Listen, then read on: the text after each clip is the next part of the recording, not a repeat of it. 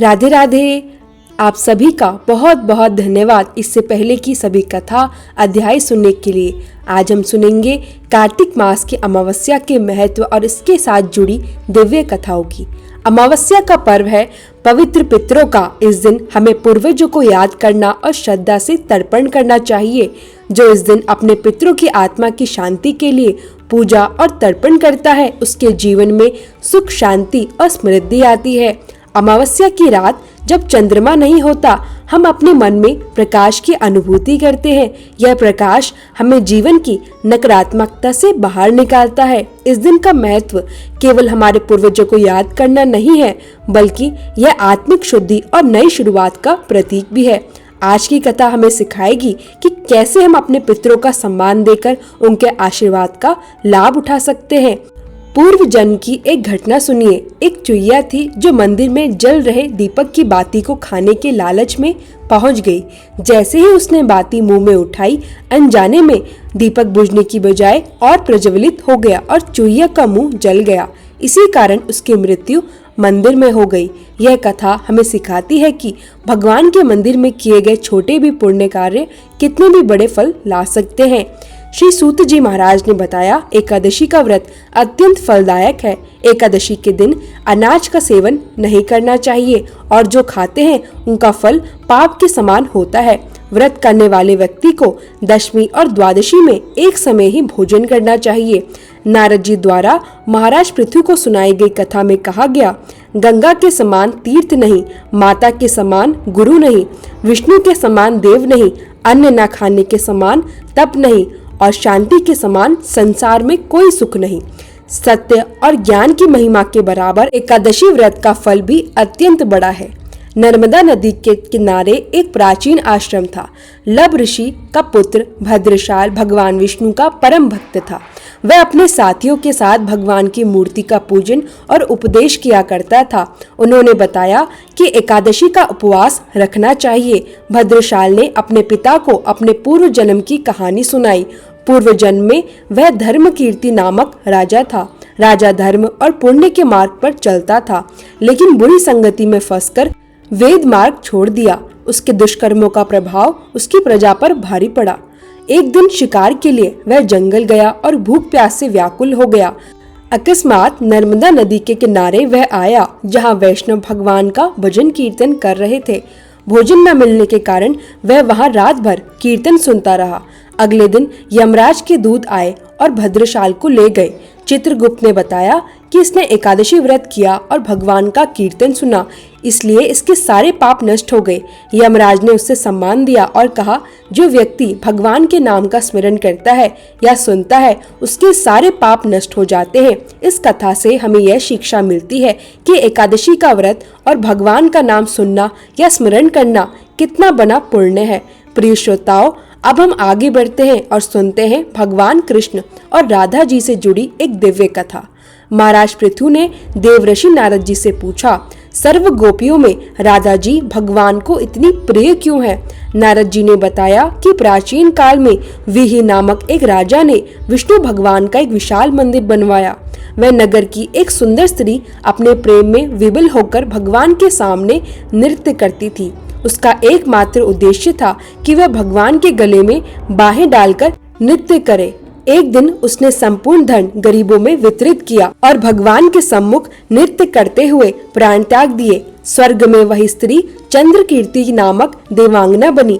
वह मन ही मन कहती थी, भगवान के अलावा कोई भी मेरा पति नहीं हो सकता। इस प्रकार उसने भगवान की छवि को मन में धारण किया और नृत्य जारी रखा। किसी समय दैत्यों के आतंक से दुखी होकर समस्त देवी देवता ब्रह्मा जी की शरण में गए। ब्रह्मा जी ने भगवान विष्णु को कृष्ण अवतार लेने और रास उत्सव में गोपियों के साथ नृत्य करने का उपदेश दिया। देवांगना चंद्रकीर्ति ने प्रार्थना की, हे पितामह, भगवान स्वयं मेरे साथ नाचे, मेरा मनोरथ पूर्ण करे। ब्रह्मा जी ने वरदान दिया कि वह नंद ग्राम में राधा नाम से जन्म लेगी और भगवान के लिए सबसे प्रिय होगी। इस प्रकार भगवान कृष्ण ने राधा जी के साथ रास उत्सव में नृत्य किया और उन्हें अपने प्राणों से भी अधिक प्रिय माना। यह कथा हमें सिखाती है कि सच्चा प्रेम और भक्ति हमेशा भगवान को प्रिय होती है। तुलसी माता बताती है कि जो व्यक्ति श्रद्धा और भक्ति के साथ उनका पूजन करता है उसे सकल सुख, शांति और मोक्ष प्राप्त होता है। तुलसी का पूजन करने से रोग, दोष और कष्ट दूर होते हैं और प्रेम सहित हरि भजन निरंतर फलदायक होता है। अब सुनिए तुलसी चालीसा। जय जय तुलसी भगवती सत्यवती सुखदानी, नमो नमो हरि प्रेयसी श्री वृंदा गुण खानी। श्री हरि शीश बिरजनी देहु अमरवर अम्ब, जनहिते है वृंदावनी अब न करु विलंब। धन्य धन्य श्री तुलसी माता, महिमा अगम सदा श्रुति गाता। हरि के प्राणों से तुम प्यारी, हरि ही केतु कीन्हो ताप भारी।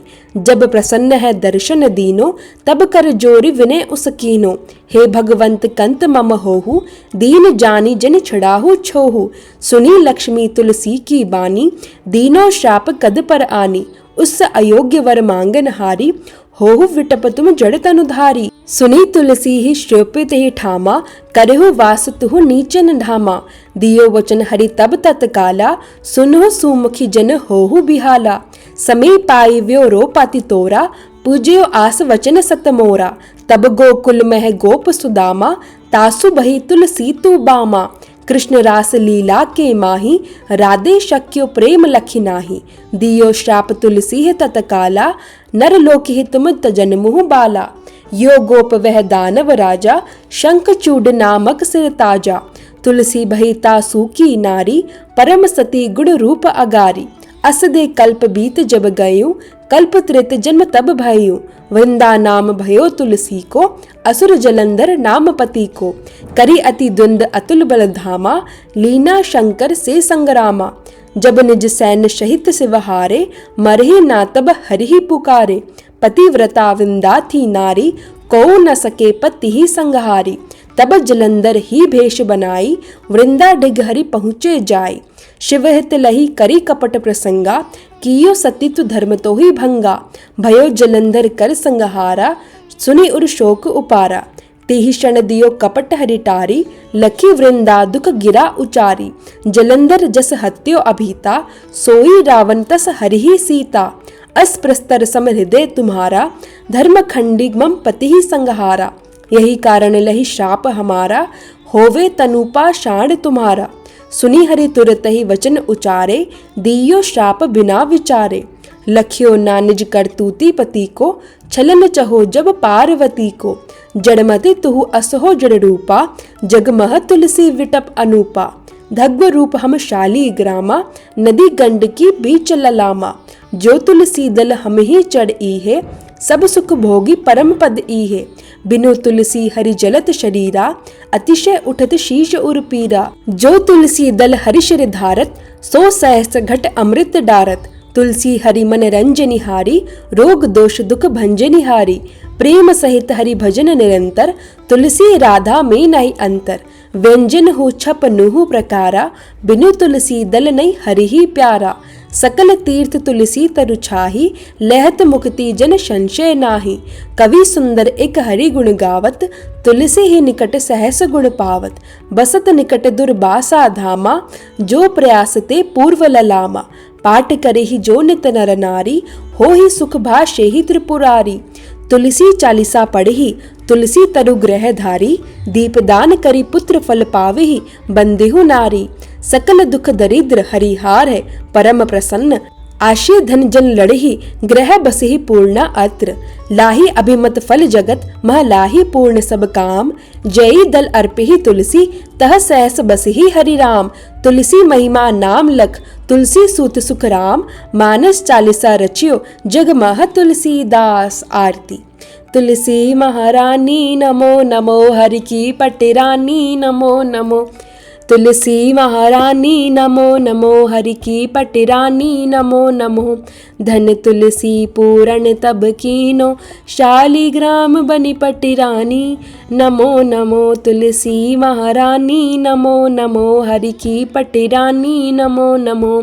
जाके पत्र मंजीरी कोमल, श्रीपति कमल चरण लपटानी नमो नमो। तुलसी महारानी नमो नमो, हरि की पटी रानी नमो नमो। कौन महीने में बोई रानी तुलसा, कौन महीने हुई हरियाली नमो नमो। तुलसी महारानी नमो नमो, हरि की पटी रानी नमो नमो। कौन महीने में हुई तेरी पूजा, कौन महीने हुई पटी रानी नमो नमो। तुलसी महारानी नमो नमो, हरि की पटी रानी नमो नमो। आषाढ़ मास में बोई रानी तुलसा, सावन महीने हुई हरियाली नमो नमो। तुलसी महारानी नमो नमो, हरि की पटी रानी नमो नमो। कार्तिक मास में हुई तेरी पूजा, मंगसिर मास हुई पटी रानी नमो नमो। तुलसी महारानी नमो नमो, हरि की पटी रानी नमो नमो।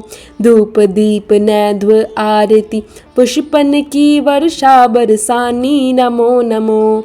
तुलसी महारानी नमो नमो, हरि की पटी रानी नमो नमो। 56 भोग 3600 व्यंजन, बिन तुलसी हरि एक न मानी नमो नमो। तुलसी महारानी नमो नमो, हरि की पटी रानी नमो नमो। जो तुलसी को सवेरे गाए, श्री कृष्ण के दर्शन पाए नमो नमो।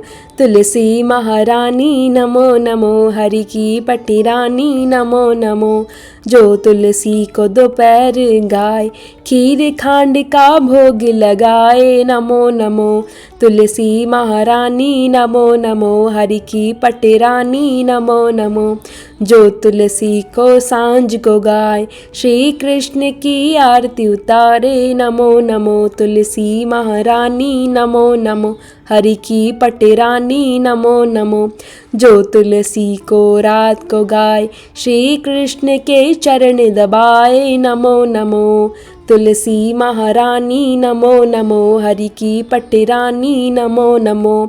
सभी सखी मैया तेरो यश गावे, भक्ति दान दीजे महारानी नमो नमो। तुलसी महारानी नमो नमो, हरि की पटी रानी नमो नमो। तुलसी महारानी नमो नमो, हरि की पटी रानी नमो नमो। प्रेम से बोलिए तुलसी माता की जय। श्री हरि विष्णु भगवान की जय।